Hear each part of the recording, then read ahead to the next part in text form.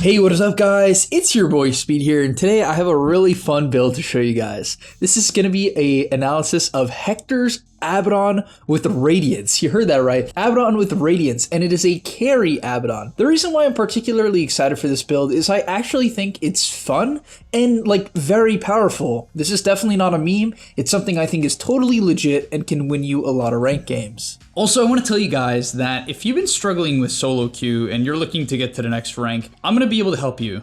Literally with the gameleap website, I'm going to give you guys guides that are going to make it unbelievably clear on what you need to do. So if you've been stuck in the solo queue grind, you don't know what to do, and you want to become absolutely broken, but actually you want to become much better at Dota, and you want to take it more seriously, the gameleap website is going to help you do that. So click the link down below. I'm going to help you get to the next rank, and I'll see you there. So briefly, I want to talk about why this build is good now. There's two main reasons why Radiance is good now. Number one, if we go over to Radiance, the item only costs 4,700 gold.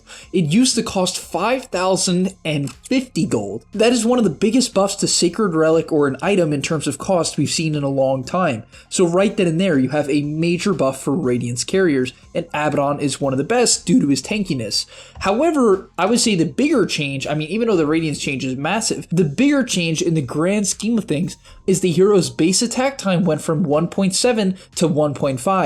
Nature's Prophet, a carry that someone recently shot into the meta, got the same exact buff, and it really helped the hero become a better carry as the game progressed. If you don't know what base attack time is, it makes your hero take more advantage of attack speed. You essentially hit faster when you buy attack speed, right? It just makes your hero a better carry as the game progresses, right? The more items, the faster you hit. Now, getting into the laning stage, honestly, I think there's a couple different routes you can go on this hero. I think his starting item build is pretty standard and definitely good. 2 branches, tangos, stick, mango, and quelling blade. Mangos are still okay nowadays, and you need mana regen on this hero. To be straightforward, a Fata Shield is one of the best trading abilities in the game. It's a 220 damage nuke if you want to look at it that way, because it absorbs 110 damage and then deals 110 damage, and it deals 110 damage in an AoE, right? So this ability is straight up insane.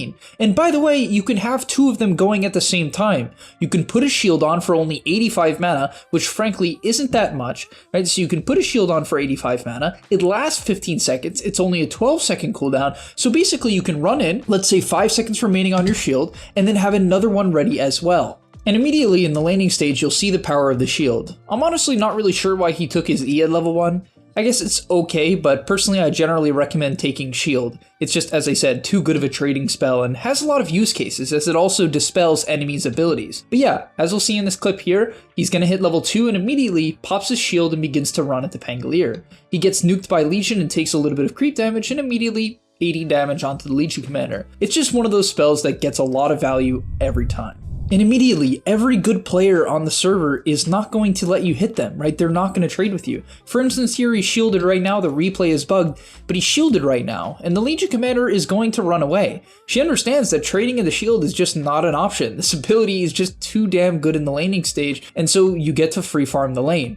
It's just a carry that gets to do what he wants, and people have to respect you once again. The Legion Commander, a Legion Commander, getting completely zoned out. How many carries can walk at a Legion Commander, right? That doesn't happen. But Abaddon is just chilling. For only 85 mana, he just pushes her off the wave completely. From there, the laning stage is very straightforward, so I'm going to move on. Basically, continue to use your shield, and you want to generally use the shield when there are creeps low, or if a trade is about to begin, right? What I mean by that is you don't just want to shield at random times. For instance, right here when the creep wave is full HP, don't pop your shield because the enemy offlaner and the enemy support, they don't have to walk up. They might walk up anyway, but they don't have to walk up. It's better to wait a little bit, let the creeps get a bit low, zone them off, and then get the deny, right? For instance here, he can zone them off, right? The creeps get a little bit lower because the wave has developed a bit, and now he's able to push the Legion off some of the last hits. I even think maybe he could have shielded again and hit her here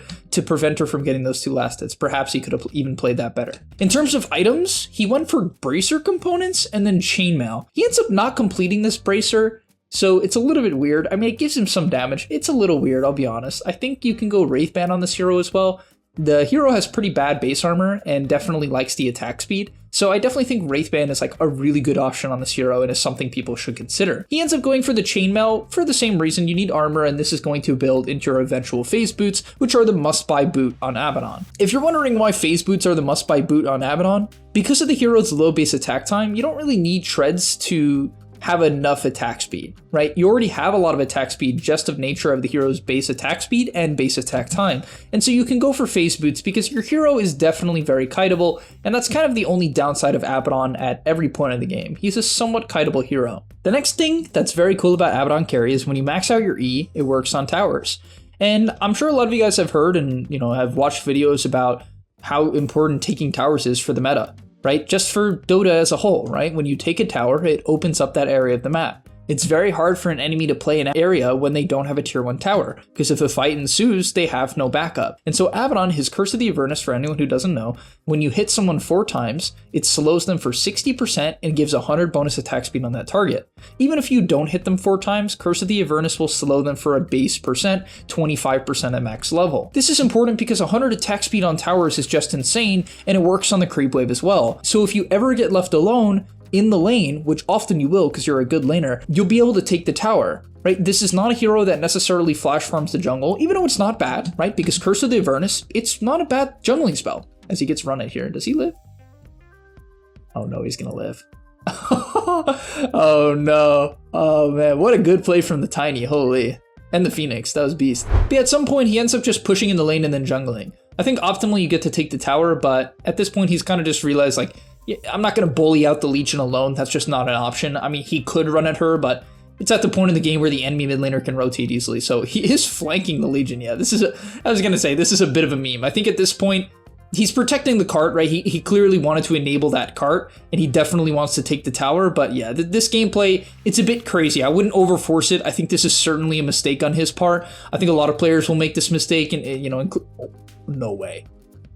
Okay.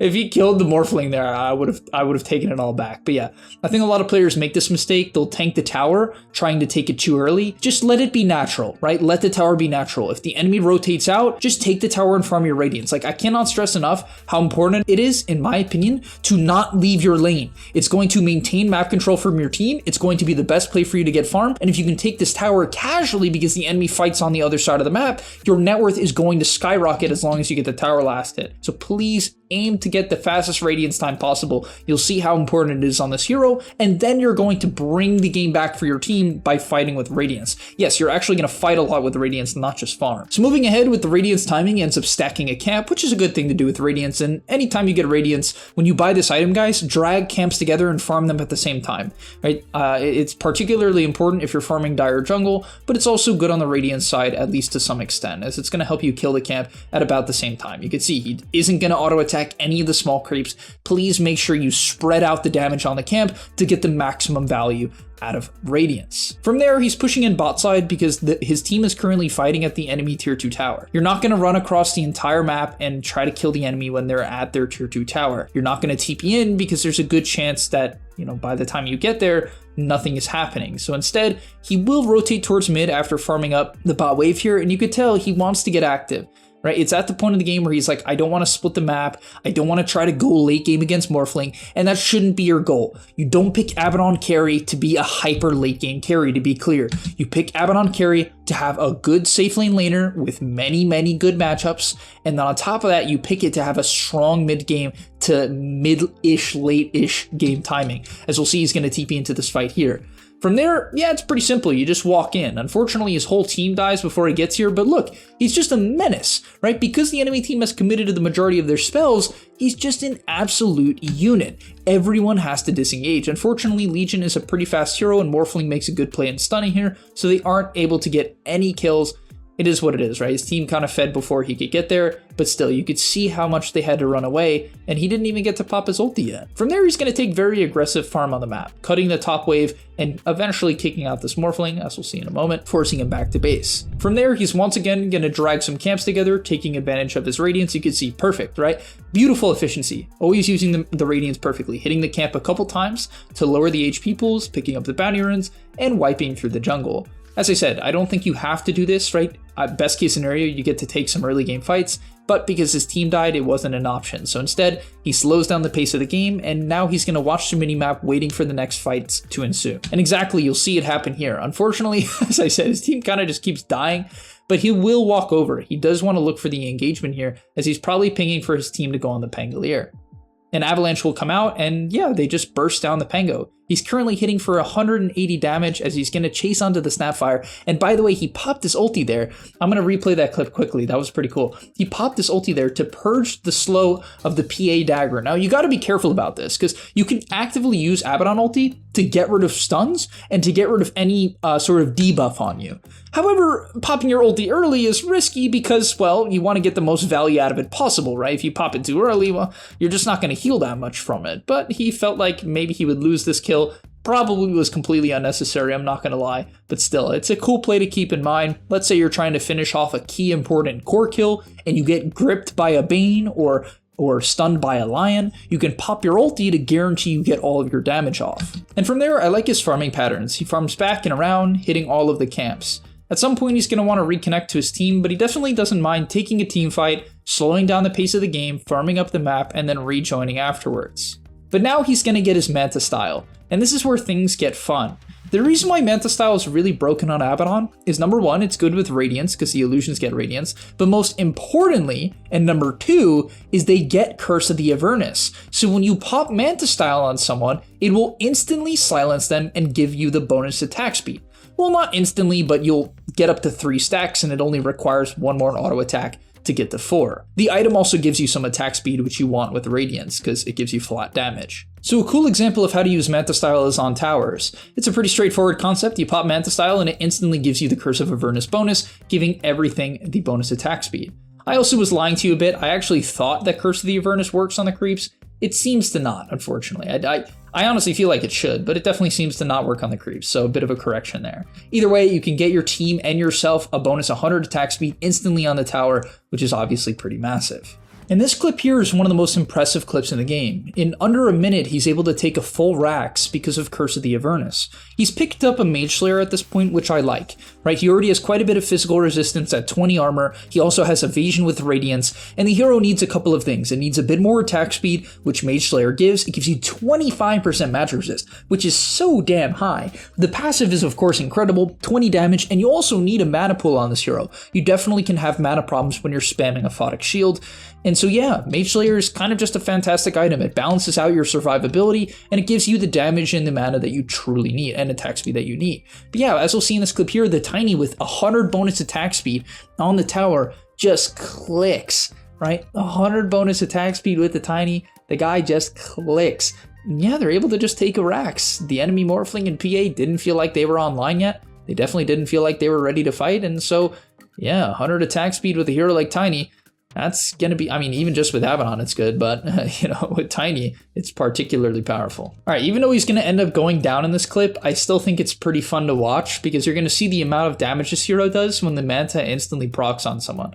So he procs Manta and it's going to silence the Morphling, which helps him defensively. And then the Legion goes on him and look, he just explodes the guy, right? I mean, it wasn't even close. I mean, to be fair, it's not even, right, he's more than doubling her net worth, but your hero hits hard. And the next item he's going to go for is AC into Abyssal Blade. This definitely makes the most sense. You certainly need armor to man up to heroes like Morphling and PA, right? And then eventually when you have all this attack speed from Manta, Mage Slayer, and Assault Cuirass, you can balance out all of that attack speed with an item that takes advantage of attack speed, which is Skull Basher. That's why I really hate when people buy early Basher. It just makes no sense. Basher needs attack speed to function well, right? It needs attack speed to function well. That is why the only pro heroes you'll see pros rush Basher on is heroes like Phantom Assassin that have built-in attack speed. You're not going to see casual Basher, it's just not a thing. And we're going to see another cool clip here of just how good Abaddon is at playing alone. In this clip, he's actually really smart to pop his ulti actively. The PA goes on him and uses her shard. PA shard breaks, and if you don't know about Abaddon, if you get broken on Abaddon, your ulti passive will not proc when you get to the threshold. So you have to intentionally pop it. You have to actively pop it if you get broken by a Viper or a PA or any other hero, maybe a Primal Beast Axe. You have to pop your ulti. From there, they end up chasing him, but his hero gives them so much time to come over, right? Gives him so much time to TP in where sure, he ends up going down, but they commit so hard. The tiny tree volley completely destroys them. The Legion gets out on a sliver of HP, and the Morphling ends up falling. And by the way, I'd like to quickly talk about talents as well. This hero's talents are insane. 8 strength, 65 damage talent at 15? 65. At 20, you take Borrowed Time, and then at 25, you take Curse of the Avernus attacks required, so your Manta style usage instantly silences, and basically it nearly becomes a permanent silence, because when it ends, you can just build up the stacks instantly again. It's pretty funny. Alright, and that's going to be about the end of today's video, as we'll watch one more team fight briefly here. He ends up getting on, they were taking Roche, and he actually didn't take the Aegis, which kind of makes sense, but Aegis on Abaddon is definitely good. It's really nice for sieging, right? So definitely keep in mind taking Aegis on Abaddon is good. Even though you have Borrowed Time, it's certainly still good for sieging. Ends up getting on here. Once again, oh my god, he nearly died to the break. That was close, right? Whew. But he gets his ulti off at the last second. It's gonna bait in the PA, and oh, Tree Volley is still a crazy ability, man. Tree Volley goes crazy. But yeah, ends up just baiting once again, and his ulti is such a low cooldown, right? It's kind of like Reincarnation, but Reincarnation nowadays is 60 seconds at level 1. This, when you get your level 20 talent, is only 32, so you can get 2 of them off in a team fight, which is, you know, it's a big deal when you can get 2 of a spell off, obviously compared to 1. Right, thank you guys so much for watching as he gets dueled again and once again wins another duel, bringing him up to 56 duel damage. You love to see it, but yeah, this is a very fun lane-dominating, mid-game tempo carry. I think this has a ton of potential due to the buffs of his base attack time and Radiance. I've been thinking that Abaddon carry has been decent for a long time, and now it gets some of the biggest buffs it's ever gotten. So if there's ever a time for this build to work and for it to make sense, now is the time. As look, you can just perma-silence people basically as well. All right, thanks so much for watching. I'll see you in the next one, and I'm out. Peace. And that's all, but remember, before you leave, come on, before you tune out, subscribe to the gameleap website where we are going to help you get to the next rank. If you're stuck, click the link down below, and I'm out. Peace.